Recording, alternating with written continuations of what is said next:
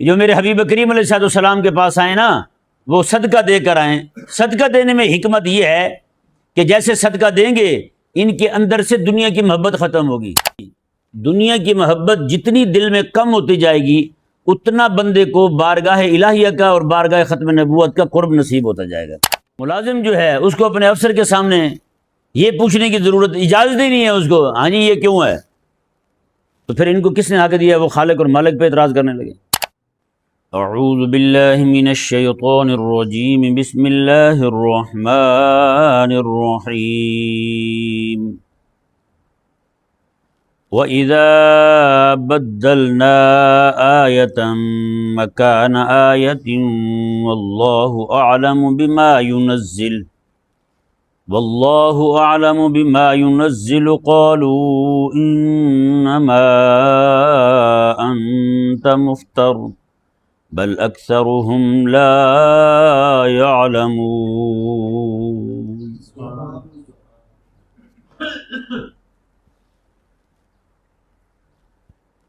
جیسا کہ آپ کے سامنے عرض کیا تھا کہ یہاں سے آیت نمبر 98 سے اہل کفر کے قرآن کریم پر اعتراضات کے جوابات دیے جا رہے ہیں۔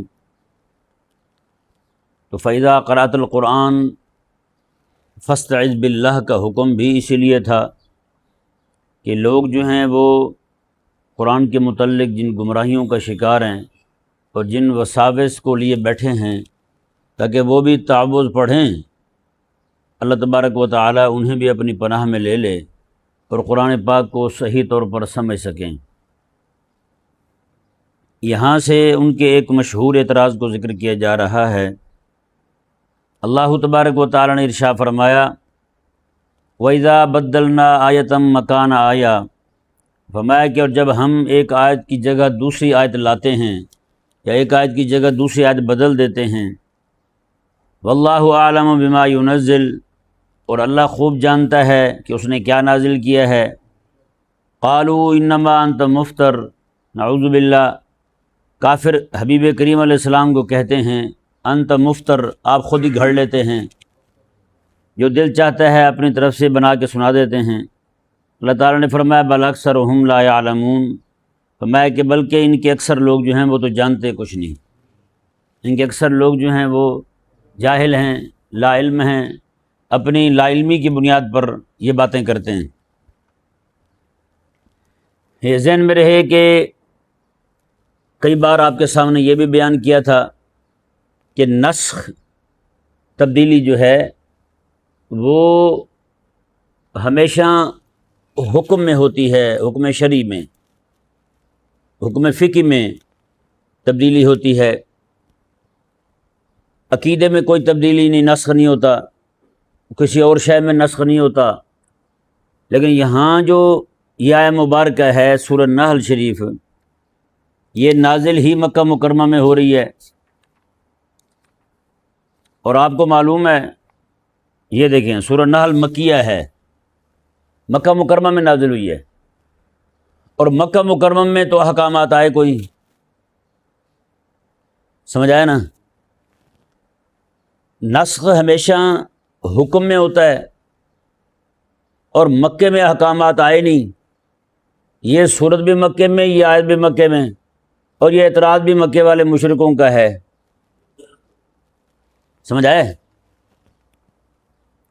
نسخ جو ہے تبدیلی بھی آج ایک حکم دیا، کچھ عرصے بعد اس حکم میں تبدیلی کر دی، نہیں جی اب اس طرح کر لو تم، تو یہ تبدیلی جو ہے احکامات میں ظاہر بات ہے تبدیلی حکم میں ہی ہوتی ہے اور کسی شے میں نہیں ہوتی، اور مکہ مکرمہ میں احکام آئے کوئی نہیں، مکہ مکرمہ میں صرف عقائد آئے ہیں، تو پھر یہ تبدیلی جو ہے اللہ تبارک و تعالیٰ نے فرمایا وَإِذَا بَدَّلْنَا آیَةً مَكَانَ آیَةٍ، میں ہم آیت کی جگہ آیت بدل دیتے ہیں، اور آیت سے مراد یہاں حکم ہے، کچھ سمجھ آ رہے ہیں؟ جب توجہ سے بیٹھیں گے نا انشاءاللہ پھر جلدی آئے گا۔ دیکھیں میں ایک بار پھر دہرا دیتا ہوں تاکہ سب کو سمجھ آ جائے۔ اللہ تبارک و تعالیٰ نے ارشاد فرمایا وَإِذَا بَدَّلْنَا آیَةً مَكَانَ آیَةٍ، میں جب ہم آیت کی جگہ آیت بدل دیتے ہیں آیت سے مراد یہاں حکم ہے، اور میں یہ بارہا آپ کے سامنے بیان کر چکا ہوں کہ نسخ جو ہے وہ حکم میں ہوتا ہے، اور مکے میں احکامات آئے کوئی نہیں، سمجھ آیا نا جی؟ مکے میں احکامات نہیں آئے۔ آپ کو پتہ ہے جتنی بھی چیزیں ہیں، حج ہے، زکوٰۃ ہے، یہ ساری چیزیں کہاں آ رہی ہیں؟ مدینے میں آ رہی ہیں، تو احکامات تو مکے میں آئے نہیں، تو پھر نسخ کیسا؟ کیونکہ یہ سرد مکے میں، یہ آیت مکے میں، اعتراض مکے والوں کا۔ تو یہ ذہن میں رہے، اس حکم سے مراد جو ہے وہ حکم ہے جس کا تعلق مکارم اخلاق سے ہے۔ کس سے ہے؟ مکارم اخلاق سے ہے۔ مکارم اخلاق پر پچھلے دنوں ہم کئی دن تک گفتگو کرتے رہے ہیں۔ تو اس آیہ مبارکہ کا تعلق جو مکہ مکرمہ میں ہے، مکہ مکرمہ میں جو نسخ ہو رہا ہے وہ لوگوں کی تربیت کے حوالے سے، جیسے مثال کے طور پر کوئی بندہ بات کرتا ہے کسی کو، آج بات کی کسی کو سمجھائی بھائی صاحب یہ ہے، آج بات کی وہ بنا تاکید کی تھی۔ کیسے تھی؟ بنا تاکید کی تھی، یہی کہہ دیا یہ آپ نے یہ کرنا ہے، کل آپ نے دیکھا اسے نے نہیں کیا، آپ بات تو کریں گے وہی، لیکن اس بات میں تھوڑی تاکید لگائیں گے، ہے یا نہیں؟ آپ کو کہا تھا نا، کل کہا تھا نا، ایک جگہ جا کے بیٹھے وہ ایک دوست تھے، وہ ان کا پتنی کو تکیہ کلام تھا، تھوڑی تھوڑی دیر بعد کہیں آپ کو ایک بار سنا نہیں ہے، آپ کو ایک بار سنا نہیں ہے؟ تو کوئی بندہ دیکھ کے کہے یار پتہ نہیں بندہ الجھتے رہتا ہے، نہیں الجھنا نہیں ہے بھائی، وہ پہلے کہہ چکا ہوگا ان کو، انہوں نے نہیں سنا، تب یہ رویہ آیا ان کا، تب یہ لہجہ ہوا ان کا۔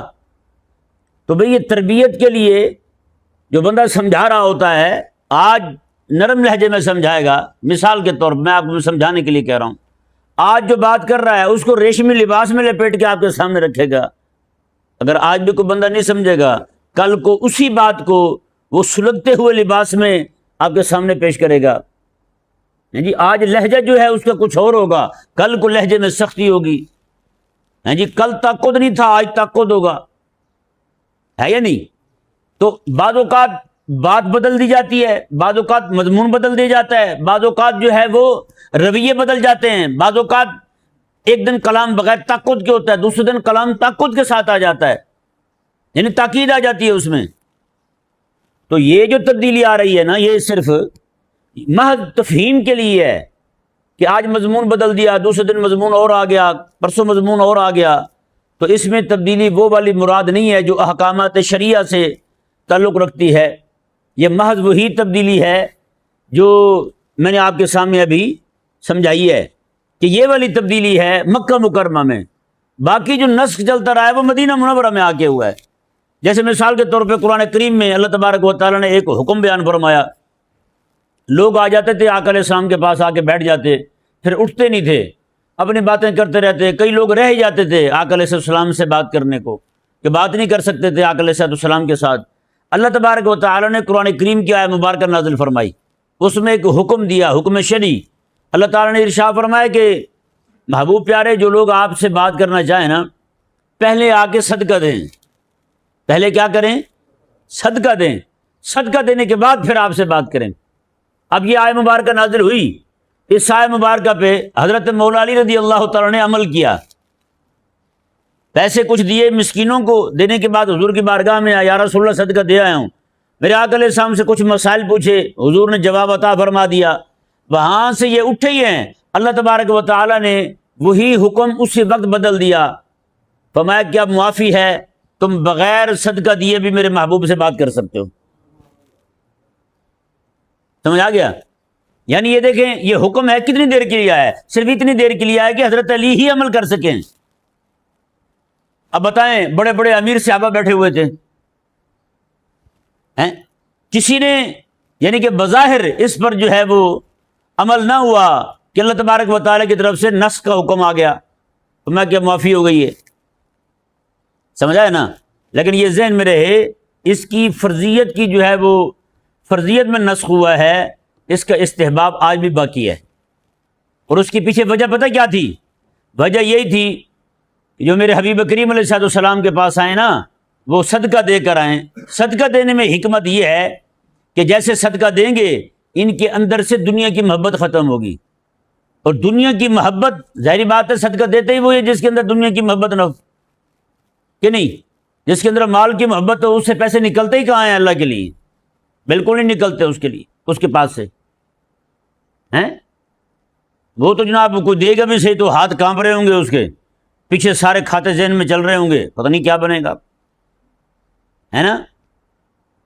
تو یہ حساب ہوتا ہے۔ اور کئی وہ ہوتے ہیں جو نہ دینے والوں میں ہوتے ہیں نہ لینے والوں میں ہوتے ہیں، ویسے غشی کے دورے پڑ رہے ہوتے ہیں۔ ایک بندہ تھا نا، وہ کہتے ہیں کہ بے ہوش ہو کے گر پڑا گلی میں، لوگ اٹھا کے لے آئے اس کے گھر میں، بیوی نے پوچھا خیر تو ہے؟ پیسے خرچ کیے ہیں کہیں؟ انہوں نے کہا نہیں کیے۔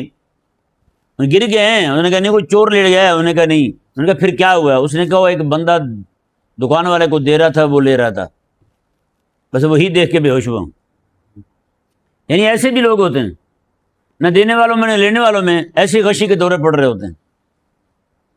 تو محض دنیا کی محبت نکالنے کے لیے یہ ذہن میں رہے بھائی، دنیا کی محبت جتنی دل میں کم ہوتی جائے گی اتنا بندے کو بارگاہ الہیہ کا اور بارگاہ ختم نبوت کا قرب نصیب ہوتا جائے گا۔ ہاں یہ پکی بات ہے۔ یہ حکم جو ہے وہ آج بھی ہے، استحبابی حکم ہے، فرضیت والا نہیں ہے۔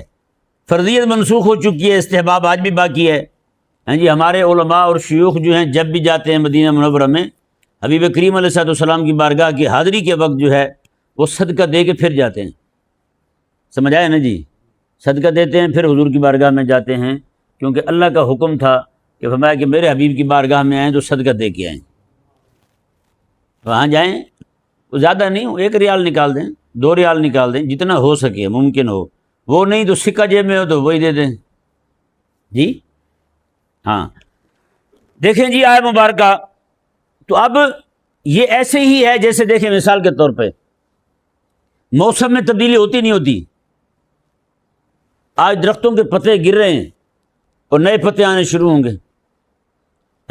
آج مثال کے طور پہ کوئی بندے نے پتلے کپڑے پہنے ہوئے ہیں گرمیوں والے، اور 2-4 مہینے کے بعد وہ بندہ کہے مجھے موٹے کپڑے دے دیں، کیا خیال ہے؟ گھر والے لڑیں گے اس سے؟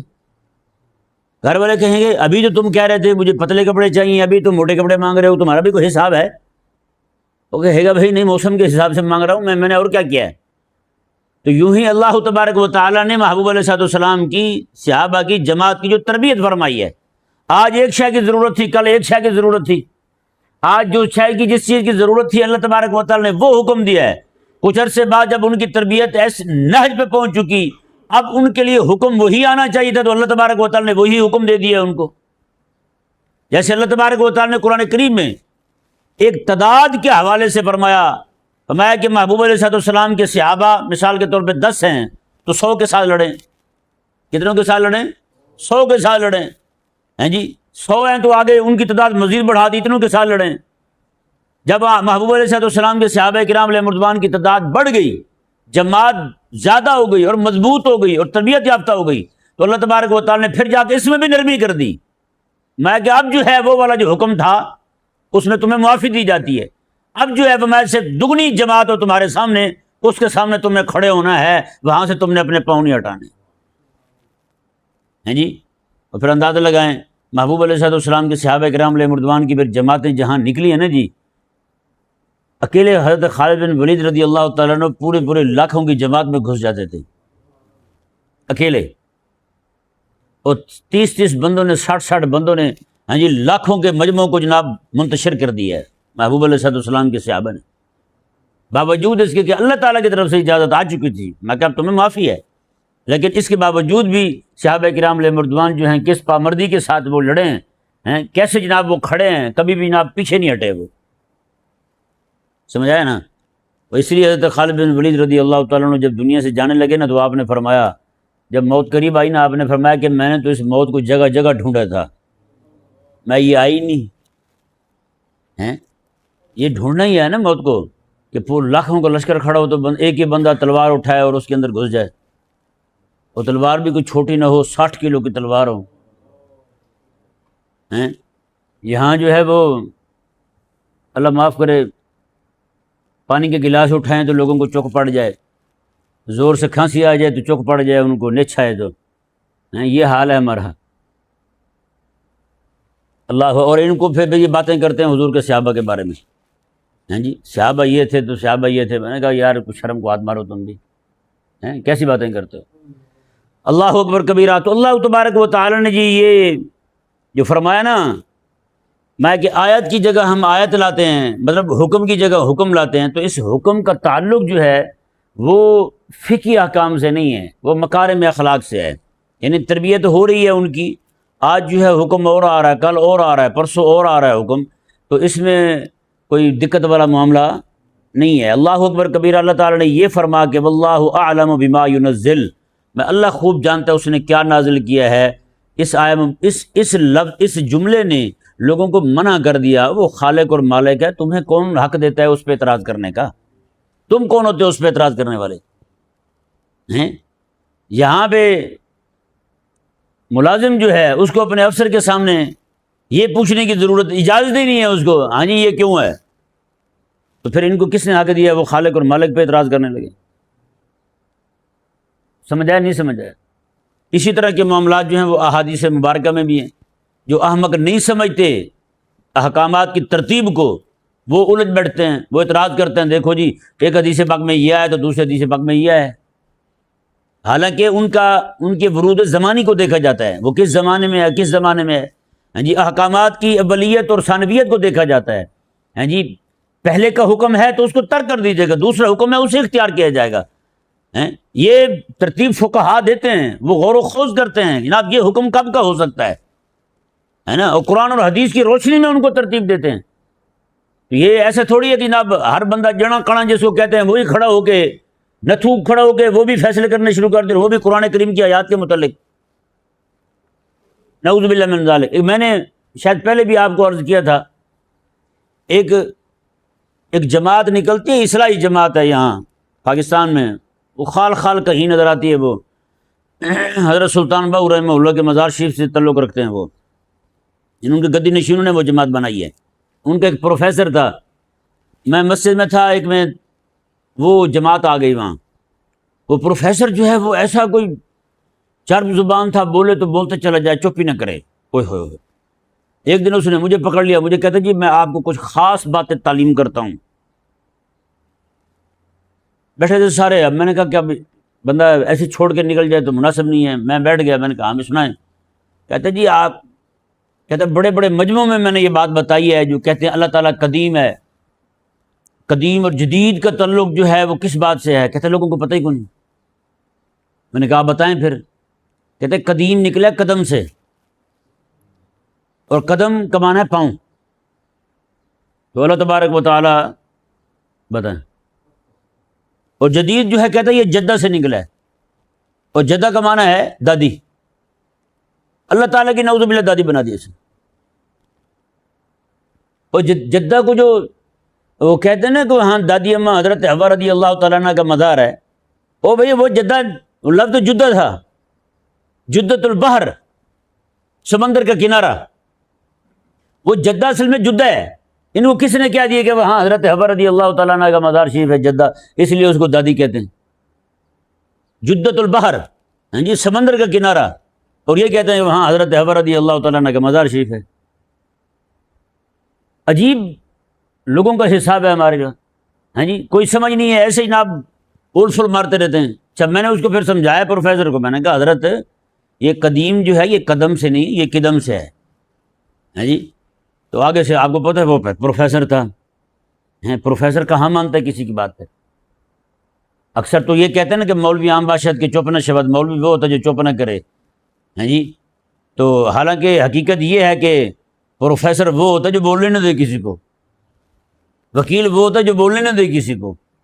حال تو ان کا ہے بھائی، میں تو سن رہا تھا چپ کر کے، ہاں بھائی سنائیں، آپ سنائیں بھی، آپ کی سن لیتے ہیں، کیا کہتے ہیں آپ؟ تو آگے سے حضرت صاحب نے یہ نعوذ باللہ من ذالک کہتا جی میں نے جہاں بھی کہا ہے لوگوں کی دلوں کو اپیل کی ہے میری بات نے، لوگوں نے مانا ہے۔ اور یہ لوگ جو ہیں ان کو بھی اللہ تبارک و تعالیٰ کے اس حکم پہ اعتراض ہے کہ اللہ تبارک و تعالیٰ نے نسخ کیوں فرمایا ہے۔